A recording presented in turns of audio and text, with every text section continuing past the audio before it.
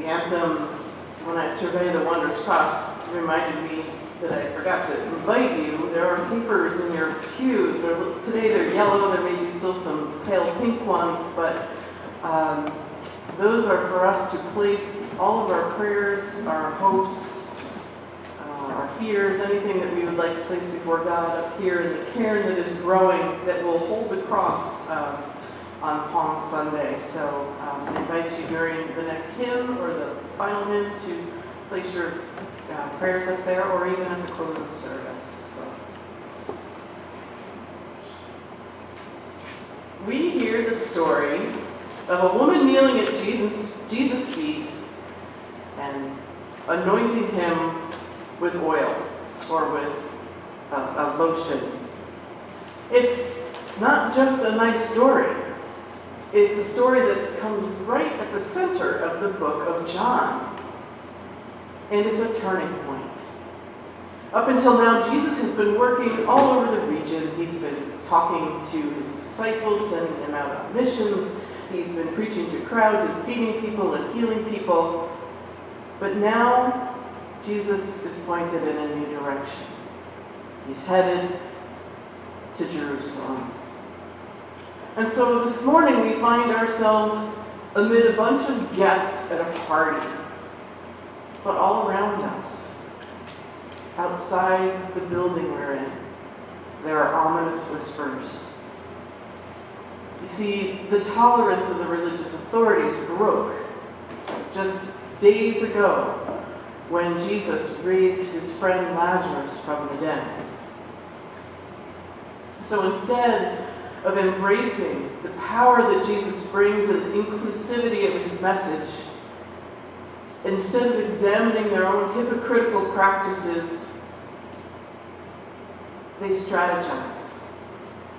They're going to find Jesus, they're going to arrest him, and they're going to put an end to the perceived threat to their leadership.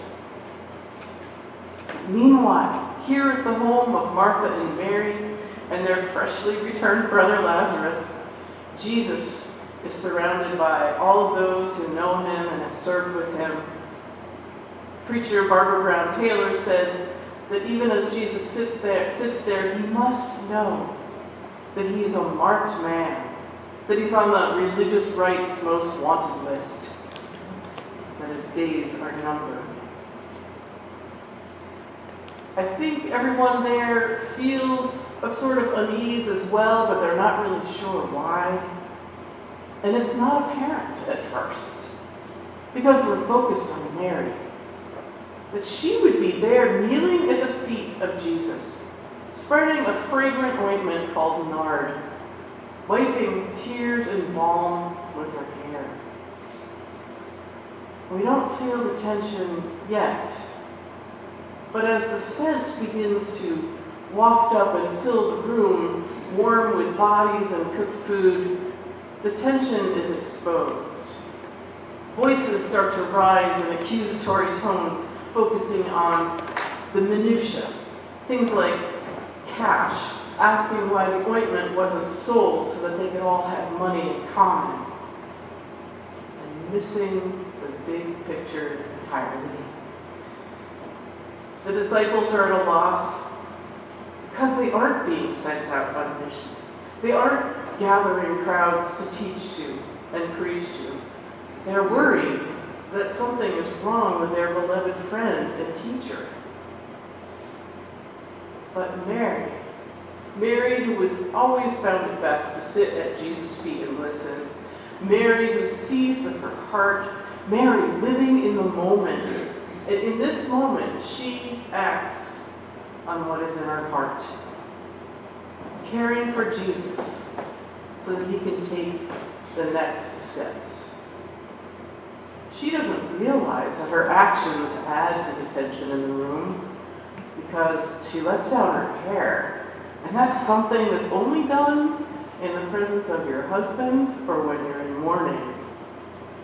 And she's anointing Jesus' feet. She's touching his feet with a nard, an ointment that's only used at death, unlike the anointing of heads when a king is crowned. and she touches him. And a single woman would not dare such a thing in public. So John is showing us through Mary the extravagance of love offered in a simple act. But that's what love does. Love gives generously without questioning the cost. Mary does this because that's what Jesus does. He offers his love no matter the cost. And we can love, give generously, lavishing it upon others because Jesus is. Remember Jesus' first simple act at the wedding in Cana? He extravagantly provides rich wine for the reception out of simple water. And because we know the rest of the story, we can also remember that upper room, which will come, that Jesus kneels at his disciples' feet and he washes their feet. All his actions are holy movement with and among everyone he meets. And that's what our life of faith is about. Holy movement. Holy movement is a simple touch and presence that Jesus offers. Holy movement, generous, lavish action, is our Creator whirling the universe into existence. Holy movement sent God's extravagant love into the world, that through him we would know generosity and compassion and hope, even though the world might try to tell us differently. In these next days, as that we pass through Lent, I invite you to think about your movements, your moments, being holy. Because today we sit with Mary at Jesus' feet. Today we sit at the table with Jesus, and we receive his generous welcome, compassion, and love. And these are extravagant gifts for us. They equip us to face a world that is fraught with dishonesty, ambivalence, and fear. We have these gifts, and knowing that it can be and it will be a different world by our simple actions, we place our holy movement among others like Jesus did. The generous spirit that offers forgiveness and healing. A spirit of kindness that offers healing and hope. And it speaks words of encouragement. We have a spirit of freedom that gives out of the abundance that we live in so that others will have enough to live. So as we walk with Jesus, may we reach out to others and invite them to join us on the way to Jerusalem.